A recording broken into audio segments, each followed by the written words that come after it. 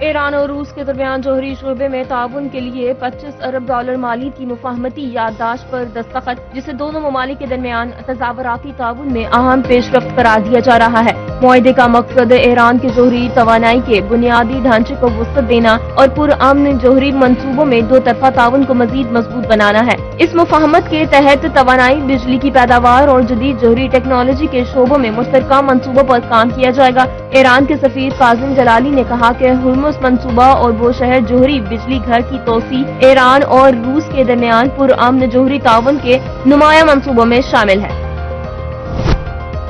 ایران کی جانب سے امریکی افواج پر کسی بھی حملے کو جنگ دوبارہ شروع ہونے کا جواز سمجھا جا سکتا ہے۔ امریکی صدر ڈونلڈ ٹرمپ نے دعویٰ کیا کہ امریکہ نے ایرانی فوجی صلاحیتوں کو شدید نقصان پہنچایا، ایران کے ساتھ معاہدہ ہو یا نہ ہو، افسودہ یورینیم کے معاملے کو حل کیا جا سکتا ہے۔ ڈونلڈ ٹرمپ کا کہنا تھا کہ فی الحال وہ ایران کی اعلیٰ قیادت سے ملاقات کے خواہش مند نہیں، تاہم اگر جامع معاہدہ طے پایا جاتا ہے تو مستقبل میں ایسی ملاقات کا امکان موجود ہے۔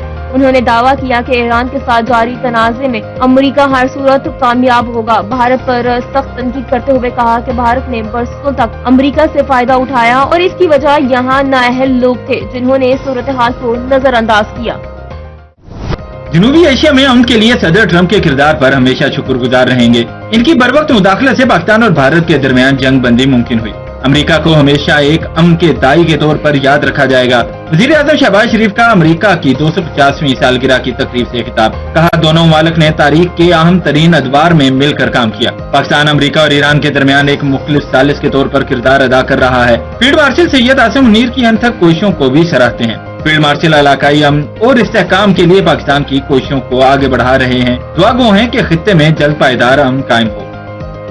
پاکستان اور امریکہ کے درمیان عظیم شراکت داری ہے۔ مضبوط پاکستان امریکہ کے مفاد میں ہے اور مضبوط امریکہ پاکستان کے مفاد میں ہے۔ امریکی ناظم الامور نیٹلی بیکر کا امریکہ کی آزادی کی 250ویں سالگرہ کی تقریب سے خطاب، کہا ایران جنگ بندی پر صدر ڈونلڈ ٹرمپ نے وزیر اعظم شہباز شریف اور فیلڈ مارشل کو سراہا۔ اسلام آباد نے اپریل میں ایران اور امریکہ کے درمیان اعلیٰ سطح مذاکرات کی میزبانی کی۔ دونوں ممالک کے درمیان دو طرفہ حقیقی دوستی مشترکہ مفادات پر مبنی ہے۔ ہماری اسٹریٹجک شراکت داری ایک جذبے کے تحت ہے۔ ہماری ٹیم نے ویزا، تجارت، سرمایہ کاری اور سیکورٹی تعاون کے لیے انتھک محنت کی ہے۔ وزیر داخلہ محسن نقوی کی ایرانی ہم منصب سکندر مومنی سے تاجکستان میں ملاقات، پاک ایران سرحد پر سیکورٹی تعاون کو مزید مؤثر بنانے، سرحدی انتظاموں، انسرام غیر قانونی سرگرمیوں کی روک تھام اور خطے کی مجموعی امن و استحکام کی صورتحال پر گفتگو کی گئی۔ PKN نے داخلی سلامتی کے شعبے میں تعاون کو مزید وسعت دینے اور قانون نافذ کرنے والے اداروں کے درمیان روابط مضبوط بنانے کے عزم کا اعادہ کیا۔ اس بات پر اتفاق کیا گیا کہ دونوں ممالک مشترکہ چیلنجز سے نمٹنے اور سرحدی علاقوں میں امن و امان کی بہتری کے لیے رابطوں اور تعاون کا سلسلہ جاری رکھیں گے۔ اسرائیل اور لبنان نے امریکہ کی ثالثی میں واشنگٹن میں ہونے والے چوتھے سفریقی مذاکرات کے بعد جنگ بندی پر اتفاق کر لیا۔ دونوں ممالک نے مذاکراتی عمل جاری رکھنے اور کشیدگی کے مستقل خاتمے کے لیے مزید پیش رفت پر آمادگی ظاہر کی۔ امریکی محکمہ خارجہ کی جانب سے جاری مشترکہ اعلامیہ کے مطابق فریقین نے جنگ بندی کے نفاذ اور خطے میں استحکام کے فروغ کے لیے متعدد اقدامات پر اتفاق کیا۔ اعلامیہ میں کہا گیا اسرائیل اور لبنان 22 جون کو دوبارہ مذاکرات کریں گے تاکہ جامع معاہدے کی جانب پیش رفت کو یقینی بنایا جا سکے۔ حزب اللہ کو حملے روکنے اور جنوبی لیتانی سیکٹر خالی کرنے کی شرط تسلیم کرنا ہوگی۔ اس مقصد کے لیے مخصوص حفاظتی علاقے قائم کیے جائیں گے جن کا کنٹرول لبنانی فوج کے پاس ہوگا۔ وہاں کسی غیر ریاستی عنصر کو داخل ہونے کی اجازت نہیں دی جائے گی۔ ایران اور لبنان کے درمیان جنگ بندی کے اعلان کے باوجود جنوبی لبنان میں کشیدگی برقرار، اسرائیلی حملوں کا سلسلہ جاری۔ اسرائیلی فوج نے جمعرات کے روز جنوبی لبنان کے مختلف علاقوں پر بمباری کی۔ حملوں کے بعد دریائے زہرانی کے جنوب میں رہنے والے شہریوں کو اپنے گھروں میں واپس نہ جانے کی ہدایت جاری کی گئی۔ اقوام متحدہ کی امن فوج کے ایک مورچے پر مارٹر گولے گرنے سے زخمی ہونے والا اہلکار جاں بحق ہو گیا، جس کے بعد خطے میں امن مشن کی سلامتی کے حوالے سے بھی خدشات بڑھ گئے ہیں۔ دشمن کو میدان جنگ میں ناکامی اور شدید رسوائی کا سامنا کرنا پڑا، جس کے بعد اس نے اپنی حکمت عملی تبدیل کر لی ہے۔ ایرانی سپریم لیڈر آیت اللہ سید مجتبی خامنئی کا تحریری بیان، کہا میدان جنگ میں ناکامی کے بعد دشمن اندرونی انتشار پھیلانا چاہتا ہے۔ امریکہ اور اسرائیل ایران کے خلاف جنگ میں اپنے مقاصد حاصل کرنے میں ناکام رہے ہیں۔ امریکہ کی قیادت میں قائم عالمی نظام ایک مضبوط، خود مختار اور آزاد ایران کو قبول کرنے کے لیے تیار نہیں۔ انہوں نے کہا اب دشمن ایک ہائبرڈ جنگ کے ذریعے ایرانی عوام کے حوصلے کو کمزور کرنے اور حکام میں غلط فہمیاں پیدا کرنے کی کوشش کر رہا ہے۔ دشمن کے اہم ہتھیار شکوک و شبہات، مایوسی، خوف اور عوام کے درمیان تقسیم پیدا کرنا ہے۔ ان کا کہنا تھا کہ ایسا کوئی بھی عمل جو عوام میں بد اعتمادی یا نا امیدی پیدا کرے دراصل ملک اور اس کے عوام کے دشمنوں کی مدد کے مترادف ہے۔ کسی بھی جارحیت کا فیصلہ کن اور عبرتناک رد عمل دیں گے ایرانی پارلیمنٹ کے اسپیکر محمد باقر کالباف کا جواب۔ کہا امریکہ اور اسرائیل کے خلاف ایرانی قوم نے ثابت کیا ہے کہ ایران کو دھمکیاں دینے کا دور ختم ہو چکا۔ اس سے قبل ان کا کہنا تھا کہ اگر اسرائیل نے لبنان پر حملے نہ روکے تو ایران نہ صرف امریکہ سے مذاکرات روک دے گا بلکہ ان حملوں کے خلاف مضبوطی سے کھڑا ہوگا۔ امریکہ سے رابطے منقطع نہیں ہوئے اور دونوں ملک تبادلہ کیے گئے متن کا جائزہ لے رہے ہیں۔ ایرانی وزیر خارجہ عباس عراقچی نے کہا ہے کہ ایرانی افواج امریکی استعمال کے مقامات پر دفاعی کارروائیاں کر رہی ہے۔ ایران کسی بھی دشمنی کے اقدام کا فوری اور فیصلہ کن جواب دے گا۔ عراقچی کی جانب سے خبردار کیا گیا کہ اگر اسرائیل بیروت پر حملہ کرے گا تو ایران فیصلہ کن جواب دے گا۔